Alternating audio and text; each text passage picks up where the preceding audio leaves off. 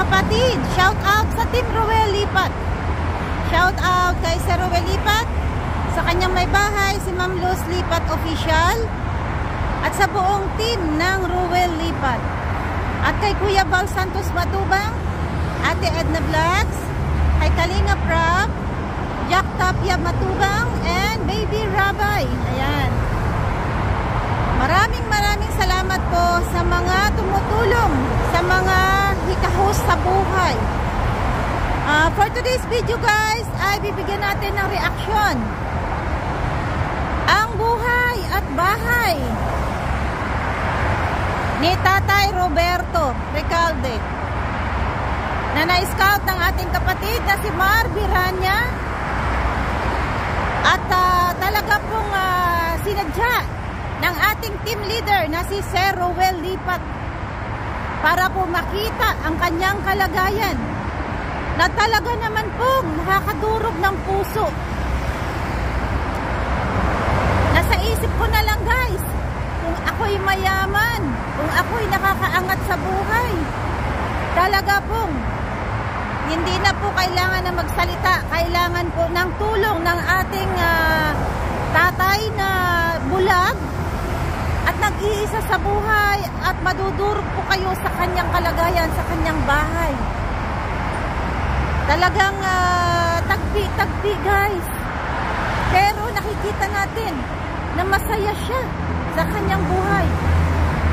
Panoorin natin guys ang pagbisita ni Sir Ruel Lipat kay Tatay Roberto. Ayan mga kapatid, kung makikita po natin, ayan po ang bahay ni Tatay Roberto, na pinagtagpi-tagpi ng dyaryo, ng tabla, na kung ano-ano pa po na mga pwede lang po maitapal para lang po siya ay hindi lamigin, at para po ay hindi siya mabasa sa ulan. Pero talaga pong nakakaawa. Hello po mga kalingap, mga kaibigan, mga kababayan. Ito po, nagpunta po kami ng Para, Lucena, para po makita natin ang isang senior na bulag. Ito po ay na-scout ni Mar Biranya, na isa pong member ng Team Malasakit. Pinuntahan po namin sila, kasama po ang grupo ng Team Malasakit. Sila po yung official, Catherine official, Luz Lipat official, Mar Biranya, 10-10-88, at saka po ang inyong abang likod, Mario, Trapal, yan, kita niyo po. Kaya siya po ay nangangailangan ng tulong. Kaya ito po ay nilapit sa amin po ni Mar Biranya para mapuntahan at matulungan. At ito po ay lalapit natin sa grupo ng Team Malasakit, at kung ma-approve po siya ng Team Malasakit, ay baka po sakali na siya ay matulungan at mapagawa po ng bahay. Yan. So, maintindihan po natin sa aming grupo kung siya po ay matulungan. Pansamantala, panoorin niyo po ang aming... Kuya Ruel, ako naman. Gusto po kayo? Ay naman. Anong tunay pong pangalan nyo? Roberto Recalde. Yan, Roberto Recalde. Ilang taon na po kayo? 66. 66. Kayo po ay binata o... Binata. Sulo ako namin binata po. Binata po daw si... Sulo lang ako dito. Tatay Roberto. Sulo lang ako. Nagsusulo kayo. May dalaw kaming bigas. Bigas ko, parang ng bigas dyan. Ito po, pang-saing mo. Yan. Paano kayo nakakapag-saing? Ay, kalkulado ko pag nasa kardero, kalkulado ko ng tubig. Kalkulado na ang tubig. Ayun guys, nakita nyo po na kahit napayak ang kanyang pamumuhay, ay nakukuha pa po niyang ngumiti. Napakasimpleng kahilingan lang po niya na magkaroon ng maayos na matutulugan at makakain. At napakagaling po niyang kumanta guys. Napakagaling po niya guys. Alam niyo po ba na nasasalat niya ang pera? Hindi po ba ang pera ay pare-pareho? Flat. Pero siya po ay nasasalat niya. Kung 20 man yun, 100 o 1,000. Hindi po ba ay nakakatuwa? Dahil po siguro sa tagal na niyang bulag, kaya nakasanayan na po niya na kailangan niyang malaman ang mga nasa paligid niya. Kung ikaw ba siguro ay totoong tao, siguro ay nararamdaman niya. Kaya panawagan ko po, wag po tayong magdalawang isip na magbigay ng tulong sa ating mga kapuspalad. Hindi man po tayo mayaman, pero kung may kakayahan po tayo, ay wag po tayong mag-atubiling magbigay ng tulong. Nag-iisa po kayo dito? Salamat. Dahil pag walang pagkain, meron din. Oh, sabi niyo po sa amin ni Mar Brenya, magaling daw po kayo sa pera. Tunay po yun? Medyo. Okay, paulaan po natin kung Huwag lang yung malaki, hindi ko mahulaan yun. ito. Siguro ito, mahulaan niyo ito. Yan. Ay. Sandaan yan. Oo, alam niyo po. Yan, paligay Ha? mo Tiring. lang. Pwede rin mo ka mamaya pag malaki mo di sana. So, 1, Ayan o, hipuin mo lahat yan kung salatin mo. 3, 4, yan, 5 po na 5 kilala nyo. Yung isa hindi nyo kilala eh, baka hindi nyo mapalitan eh. Hindi mapapalit na, walang nagapalit. Malayong bangko sa bayan. Oo nga. So yan na lang. Tayo meron ko kayong request amin. Talagang sinadya po namin kayo dito. Dahil sabi po ni Mardiranya, kailangan nyo daw po ng tulong. Tulong mo, dahil yung bahay ko pa, ipagawa. Nakita ko ngayon talagang Parang magigiba, kailangan ipagawa. magigiba, baka bumagyo, gumiba. Yan yung ilalapit ko po sa aming grupo.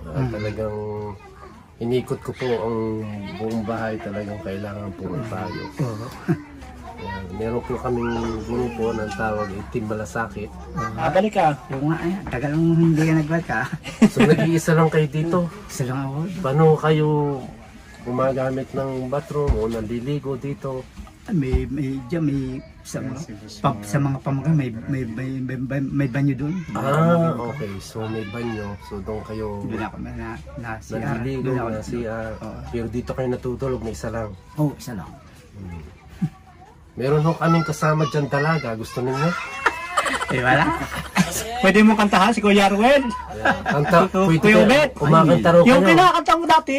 Ayan. Yung dating Tatay nagdala ko. ko din. Kantahan mo nga ng isang maganda. Kanta kayo ng Pakalig maganda-ganda. natin. Opisyal. Baka may mapaibig sa inyo. Kanta ka nga. Yeah, tatay. Hindi totoo yan. Naku, makita Pwede mo handugan siya ng kaawitin. Kuya ano. Sige. Nakanta ito si Kuya Dito ka, sa ate dito ka. Catherine. Catherine, saglit Oh, ka. sige, kantahan mo Kuya Ubet. Sige na. Kanta Okay. po kayo, kanta. Ayan. Sige. Yung ano, yung nasa naliwa. Oh, sige.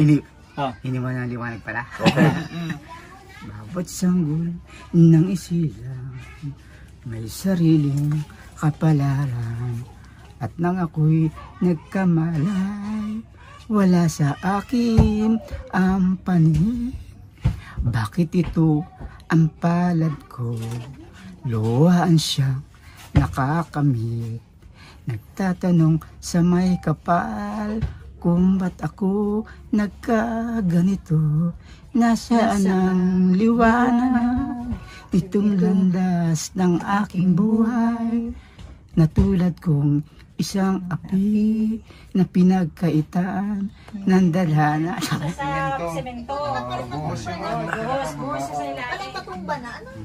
Nakatagal mo na yung akala ko nasa interviews. Pero wala pa nata yung nabasag dalawa. Madilim, walang ilaw. Gawa ng pusa ay natawag. Ayan mo Kuya Ubed. Baka napapa ko pala yan eh. sa paano yung ano mo ngayon? Di may maibili ka na ng bigas. Oo, May bigas May na. bigas na dyan. Ulam na Ulam lang. na lang. Yung mantika eh. mantika. Mm. May pirito siya ng isda. Mamaya. Maraming salamat sa inyong... Yeah, welcome po kayo, tatay. Nag-ano kami Kuya Ubed, nagpa-feeding si Kuya Ruel dito. Ah, At nagpalaro kanina doon sa court. Mga senior at sa mga kabataan. So ginanap uli niya yung feeding dito. Maswerte tayo dito sa atin sa barat. Napapasyal siya. So babalik na uli siya ng Amerika. Natandaan mo yun nung nagdala ako sa iyo yung na sinabi ko na si Kuya Ruel. Yung nga. Na pinabutan ka ng tulong na nagpiding naman ako dito sa tapat mo. Na dinala kita noon ng 25 kilo yata at counting grocery. Pero dati naman, Kuya Ruel, bumabalik-balik ako sa kanya. Babalik-balik Nung na kaso nga lang nitong bandang huli, nagkaroon ako nga ng problema, hindi ako masyadong hindi ako masyadong makakalis, kaya ako iniintay.